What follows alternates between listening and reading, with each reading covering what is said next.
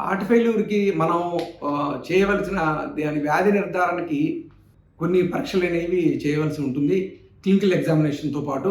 ఇక్కడ ముఖ్యంగా ఏంటంటే హార్ట్ ఫెయిల్యూర్ ఉన్నప్పుడు అది కార్డియాక్ ఆస్తమానా, కార్డియాక్ రీజనా లేదా లంగ్స్ వలన ఆ పేషెంట్‌కి ఆయాసం వచ్చిందనేది మనం డిఫరెన్షియేట్ చేయాలి. ఎస్పెషల్లీ ఇక్కడ ఏంటంటే బీఎన్‌పీ అంటాం. అంటే బ్రెయిన్ నేట్రియూరిటిక్ పెప్టైడ్ అనే బ్లడ్ టెస్ట్ వలన మనం ఈ పేషెంట్‌కి హార్ట్ ఫెయిల్యూర్ వచ్చిందా లేదా అనేది మనం నిర్ధారించుకోవచ్చు. ఈ బీఎన్‌పీ లెవెల్ వలన.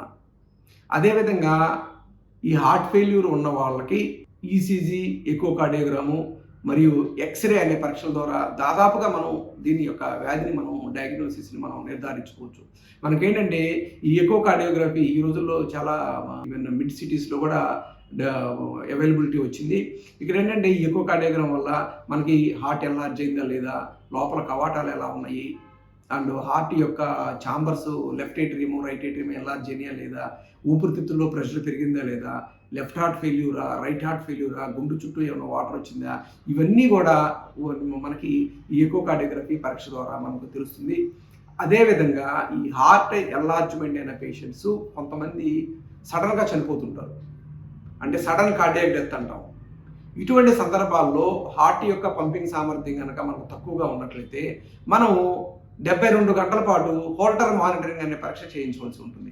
ఈ హోల్టర్ మానిటరింగ్ ద్వారా ఏంటంటే మనకి ఈ గుండె యొక్క ఎక్టోపిక్ బీట్స్ కానీ, బైజెమినీ కానీ, ట్రైజెమినీ కానీ మనకి ఈ ఎక్టోపిక్ బర్డెన్ ఎంత ఉంది, మనకి మధ్య మధ్యలో గుండె ఫాస్ట్గా కొట్టుకుంటుందా లేదా అనేది తెలుస్తుంది.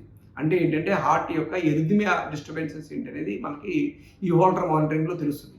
దాని ద్వారా ఏంటంటే మనకి సడన్గా చనిపోయే రిస్క్ ఎంత ఉంది, మనకున్న హార్ట్ ఎన్లార్జ్మెంట్ వల్ల మనకి సడన్గా చనిపోయే రిస్క్ ఎంత ఉంటుంది, ఇవన్నీ కూడా మనం ముందే ఐడెంటిఫై చేయవచ్చు.